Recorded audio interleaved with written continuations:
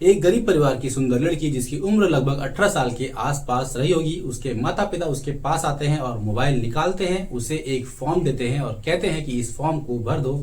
उस फॉर्म में 20 अलग अलग पॉइंट्स होते हैं, क्वेश्चन होते हैं जिसके बारे में जानकारी उस लड़की को देनी होती है।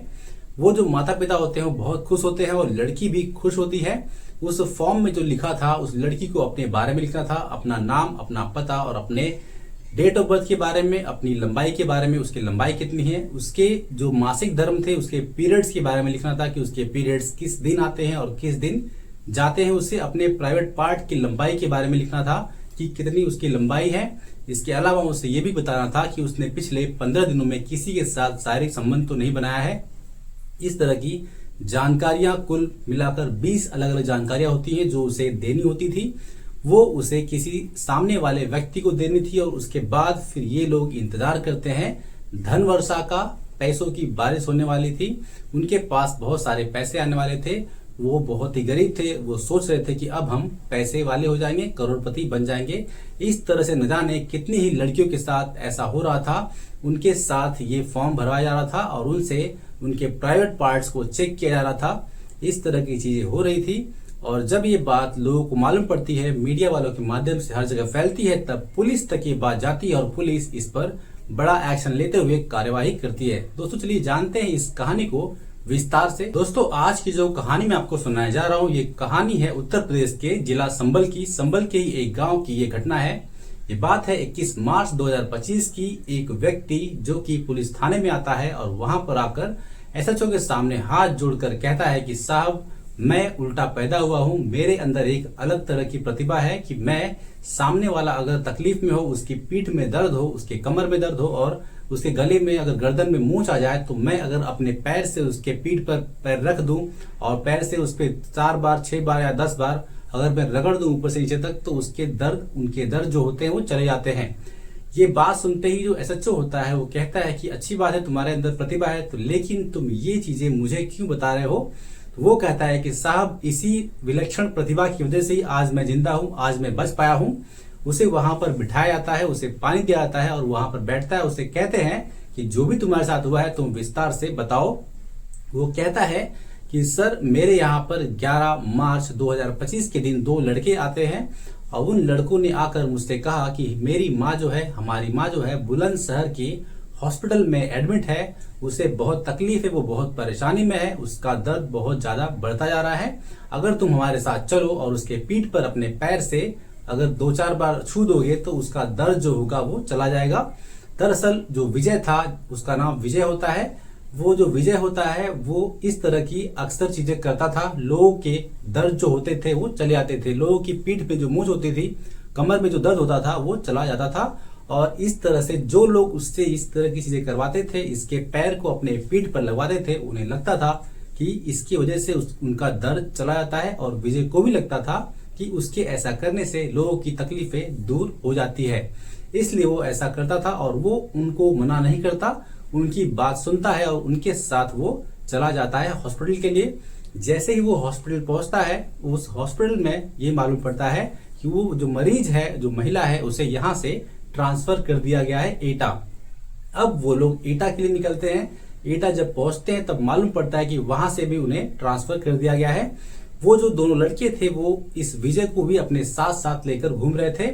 जब वो पहुंचते हैं वहां पर, वहां से वो आगरा की तरफ ट्रांसफर कर दिया गया था उस महिला को। ये आगरा जाते हैं उसे लेकर और आगरा में जब पहुंचते हैं वहां जाकर उसे एक कमरे में रख देते हैं और उसे कुछ खाने के लिए देते हैं। जैसे ही ये विजय कुछ चीजों को खाता है जो उनके द्वारा दी गई थी, खाते ही ये बेहोश हो जाता है और जैसे ही ये बेहोश होता है इसके हाथ और पैरों को बांध दिया जाता है और जब अचानक से इसकी आंख खुलती है, आंख खुलते ही जब ये सामने देखता है तो इसके सामने जो भी लोग बैठे होते हैं उन सबको देखकर ये डर जाता है और जिस तरह की चीजें आसपास रखी गई थी उन सब चीजों को देखकर ये चौंक जाता है और इसे लगता है कि आज इसकी मृत्यु होना तय है, आज इसे ये लोग मार देंगे।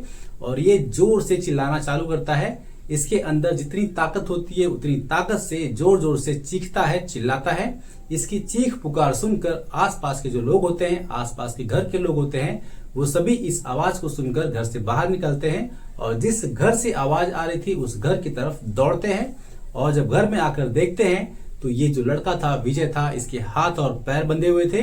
वो लोग इसके हाथों और पैरों को खोलते हैं। जैसे ही इसके हाथ पैरों को खोलते हैं, ये वहां से भागकर निकल जाता है। और जब ये पुलिस थाने में सारी बातें बता रहा था, पुलिस वालों को लग रहा था कि ये कोई कहानी सुना रहा है, जैसे कोई फिल्मी कहानी हो। लेकिन जब ये पुलिस वालों को बारीकी से सारी चीजें विस्तार से बताता है, तब पुलिस वालों को थोड़ा थोड़ा यकीन होता है कि इसकी बात में शायद सच्चाई है। ये हर वो चीजों के बारे में बताता है जहां जहां इसे ले जाया गया था।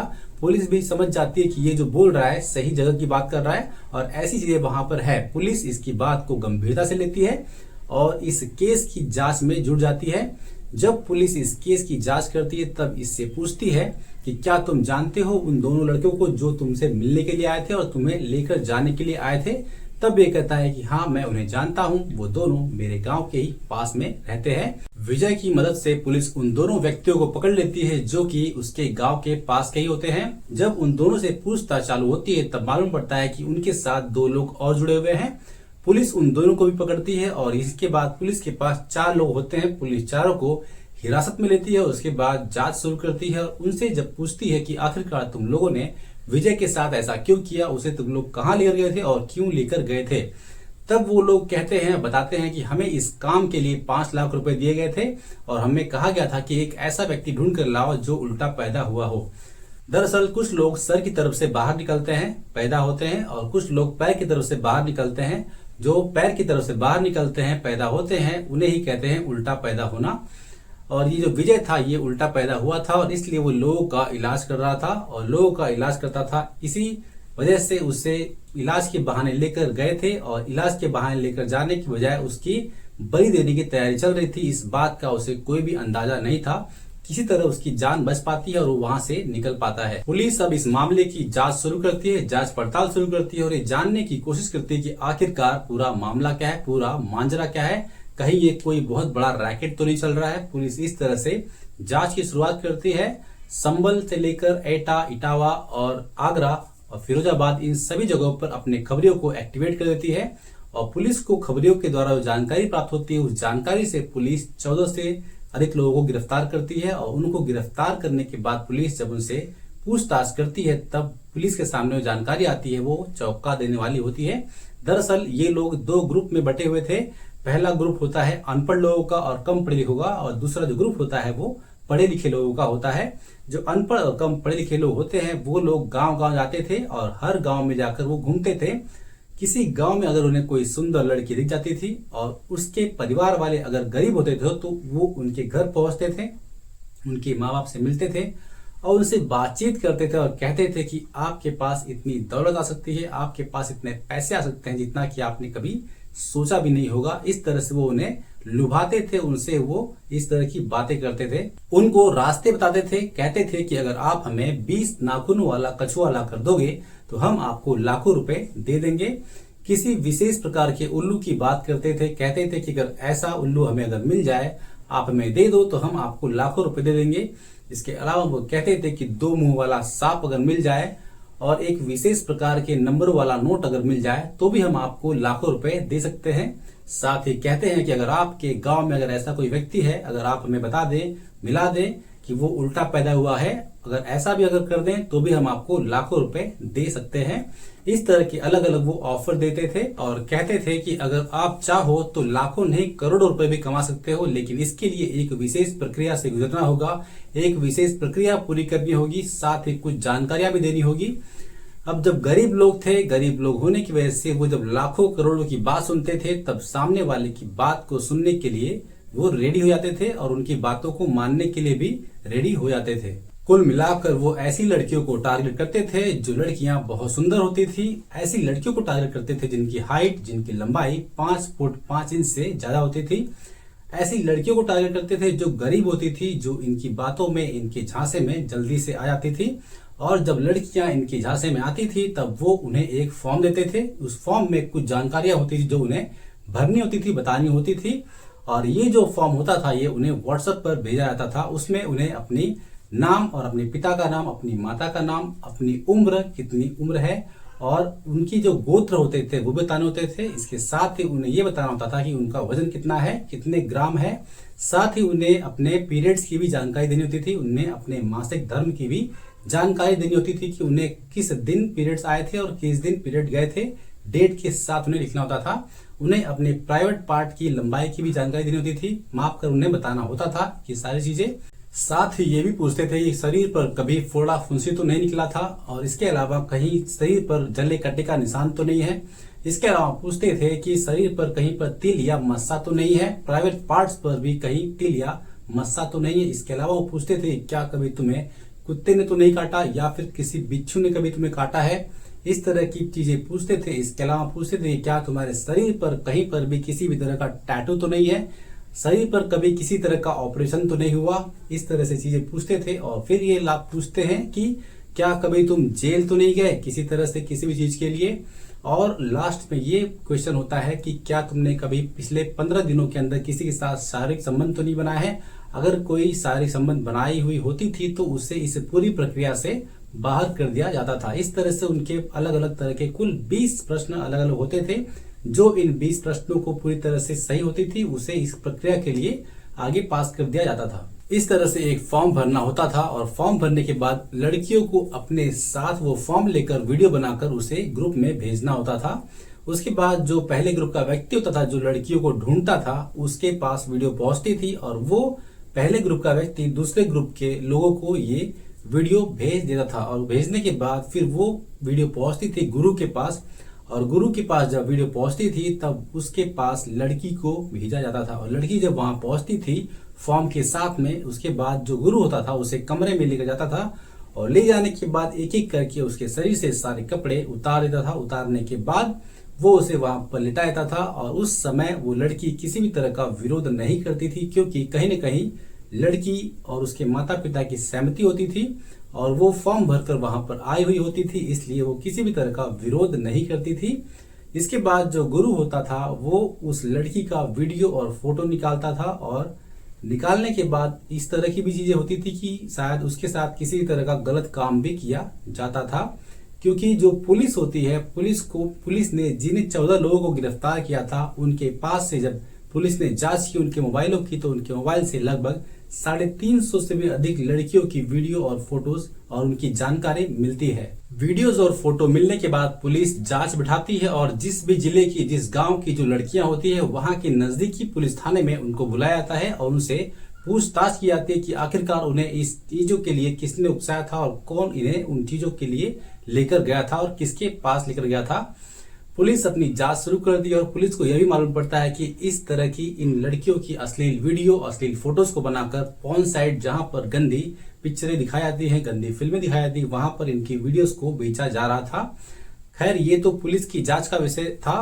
पुलिस आगे बताती है कि इस तरह की चीजें पिछले 7 से 8 सालों से चल रही थी। न जाने इन्होंने कितनी ऐसी लड़कियों की जिंदगी बर्बाद कर दी और कितनी ही लड़कियों के साथ इन्होंने इस तरह का घिनौना काम किया था। गरीबी थी, गरीबी में लोगों ने इनकी झांसों में आ गए थे और इनकी बातों को मानकर उन्होंने अपनी जिंदगी बर्बाद कर ली थी। पुलिस इस चीजों का जब खुलासा करती है, इस घटना के बारे में जब खुलासा करती है, तब पुलिस सबसे अनुरोध करती है, अपील करती है कि अगर किसी भी बहन किसी की बेटी के साथ अगर इस तरह की चीजें हुई है, किसी घर परिवार में अगर इस तरह की चीजें हुई है तो वो सामने आए, पुलिस के पास आए, शिकायत दर्ज कराएं ताकि इनके खिलाफ कड़ी से कड़ी कार्रवाई की जा सके। जब ये लोग काम करते थे तब इन्होंने अलग अलग 3 कैटेगरी बनाई थी, 3 कोड वर्ड बनाए थे जिससे किसी को पता न चले कि आखिरकार ये किस बारे में बात कर रहे हैं। पहली जो कैटेगरी थी उसमें उन्होंने इसका नाम दिया था कारीगर और दूसरी कैटेगरी का नाम था मीडिया और तीसरी कैटेगरी थी आर्टिकल। पहली कैटेगरी जो कारीगर थी इसका मतलब जो तंत्र मंत्र करने वाला था बाबा, उसका नाम इन्होंने रखा था कारीगर।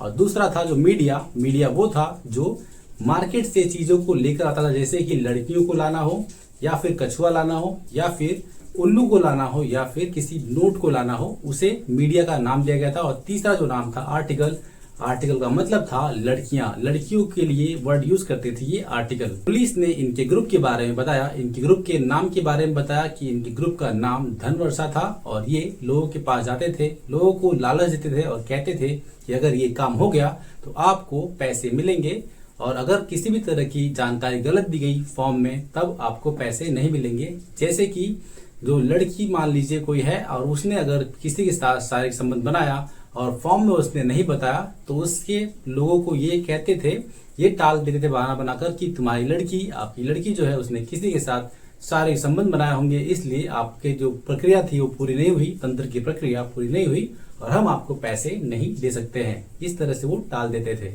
पुलिस अपनी जांच कर रही है, चार्जशीट कोर्ट में पेश कर दी गई है। जो भी गुनहगार थे, जो भी आरोपी थे, उन्हें गिरफ्तार कर लिया गया है। उन्हें उनकी सजा कोर्ट के द्वारा जरूर मिलेगी।